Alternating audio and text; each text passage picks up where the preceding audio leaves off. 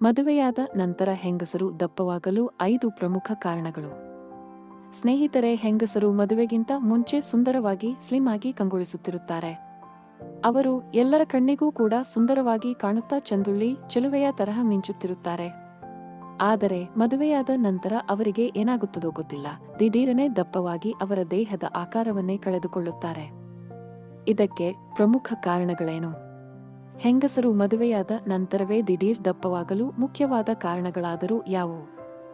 ಮದುವೆಗೂ ಮುಂಚೆ ಚಂದುಳ್ಳಿ ಚೆಲುವೆ ತರಹ ಮಿಂಚುತ್ತಿದ್ದ ಹೆಂಗಸರು ದಿಢೀರನೆ ಆಂಟಿಯ ತರಹ ಕಾಣಲು ಕಾರಣಗಳೇನು? ಬನ್ನಿ ಈ ವಿಡಿಯೋದಲ್ಲಿ ತಿಳಿದುಕೊಳ್ಳೋಣ. ವಿಡಿಯೋ ತುಂಬಾ ಇಂಟರೆಸ್ಟಿಂಗ್ ಆಗಿರಲಿದೆ. ದಯವಿಟ್ಟು ಸ್ಕಿಪ್ ಮಾಡದೆ ಮಾಹಿತಿಯನ್ನು ಸಂಪೂರ್ಣವಾಗಿ ತಿಳಿದುಕೊಳ್ಳಿ. ಮೊದಲನೆಯ ಮುಖ್ಯವಾದ ಕಾರಣ ಏನು ಅಂದ್ರೆ, ಮದುವೆಗೂ ಮುಂಚೆ ಹೆಂಗಸರು ಪ್ರತಿದಿನ ವ್ಯಾಯಾಮ, ಸೈಕ್ಲಿಂಗ್, ವಾಕಿಂಗ್, ಜಾಕಿಂಗ್, ಯೋಗ, ಧ್ಯಾನ, ಪ್ರಾರ್ಥನೆ ಇಂತಹ ಮುಂತಾದ ಹವ್ಯಾಸಗಳನ್ನು ರೂಢಿಸಿಕೊಂಡಿರುತ್ತಾರೆ.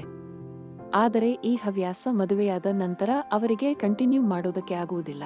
ಮದುವೆಯಾದ ಹೊಸದ್ರಲ್ಲಿ ಅಂದ್ರೆ 3 ತಿಂಗಳ ಅವಧಿಯಲ್ಲಿ ಅವರಿಗೆ ಈ ಹವ್ಯಾಸಗಳನ್ನು ಮುಂದುವರಿಸುವುದಕ್ಕೆ ಆಗದೇ ಇರೋದೇ ಮೊದಲ ಕಾರಣ. 2. ಹೆಂಗಸರು ಮದುವೆಯಾದ ನಂತರ ಮೊದಲ 3 ತಿಂಗಳ ಅವಧಿಯಲ್ಲಿ ಅತಿಯಾದ ಸಂಭೋಗ ಕ್ರಿಯೆಯಲ್ಲಿ ಭಾಗಿಯಾಗುವುದರಿಂದ ಅವರಿಗೆ ಮೈ ತುಂಬಾ ಸುಸ್ತು ಆವರಿಸುತ್ತಿರುತ್ತದೆ. ಯಾವುದೇ ಕೆಲಸ ಮಾಡಿದೆ ಹೊರಗಡೆ ಸುತ್ತಾಡುವುದಕ್ಕೂ ಆಗದೆ ಮೈ ತುಂಬಾ ಆಯಾಸವಾಗಲು ಶುರುವಾಗುತ್ತದೆ. ಇದರಿಂದ ಹೆಂಗಸರು ದಿಢೀರ್ ದಪ್ಪವಾಗಿ ಬಿಡುತ್ತಾರೆ. 3. ಮದುವೆಗೂ ಮುಂಚೆ ಪ್ರತಿ ತಿಂಗಳಿಗೊಮ್ಮೆ ಹೆಂಗಸರಿಗೆ ಋತುಚಕ್ರ ಆಗುತ್ತಿರುತ್ತದೆ. ಆದರೆ ಮದುವೆಯಾದ ಕೂಡಲೇ ಅವರು ಸಂಭೋಗ ಕ್ರಿಯೆಯಲ್ಲಿ ಭಾಗಿಯಾಗುವುದರಿಂದ ಮೊದಲ 1 ವರ್ಷ ಋತುಚಕ್ರ ಆಗುವುದಿಲ್ಲ. ಇದರಿಂದ ಅವರ ದೇಹದಲ್ಲಿನ ಕಲ್ಮಶಗಳು ಹೊರಗಡೆ ಹೋಗದೇ ಇರುವುದರಿಂದ ಅವರು ದಿಢೀರ್ ದಪ್ಪ ಆಗುತ್ತಾರೆ. ಋತುಚಕ್ರದ ಸಮಯದಲ್ಲಿ ಹಾಗೆ ಆಗುವುದಿಲ್ಲ. ಆ ಸಮಯದಲ್ಲಿ ಹೆಂಗಸರು ಎಲ್ಲ ಸಮಸ್ಯೆಗಳನ್ನು ಗಟ್ಟಿಯಾಗಿ ಎದುರಿಸುತ್ತಾರೆ. 4. ಇನ್ನು ಮತ್ತೊಂದು ಮುಖ್ಯ ಕಾರಣ ಏನು ಅಂದ್ರೆ, ಹೆಂಗಸರು ಮದುವೆಯಾದ ನಂತರ ಹೊರಗಡೆ ಹೆಚ್ಚು ಸುತ್ತಾಡುತ್ತಿರುತ್ತಾರೆ.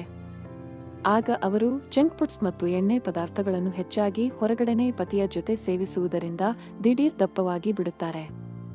5ನೇ ಪ್ರಮುಖ ಕಾರಣ ಏನು ಅಂದ್ರೆ, ಮದುವೆಯಾದ ನಂತರ ಮೊದಲ 2 ವರ್ಷಗಳವರೆಗೆ ಹೆಂಗಸರು ಅತಿಯಾದ ನಿದ್ರೆ ಮಾಡುತ್ತಾರೆ. ಇದರಿಂದಲೂ ಕೂಡ ಹೆಂಗಸರು ಅತಿ ಬೇಗ ದಪ್ಪವಾಗಿ ಬಿಡುತ್ತಾರೆ. ವಿಡಿಯೋದಲ್ಲಿರುವ ಮಾಹಿತಿ ಇಷ್ಟ ಆಗಿದ್ರೆ ದಯವಿಟ್ಟು ವಿಡಿಯೋನ ಲೈಕ್ ಮಾಡಿ ಹಾಗೂ ಈ ಮಾಹಿತಿನ ಎಲ್ಲರಿಗೂ ಶೇರ್ ಮಾಡಿ.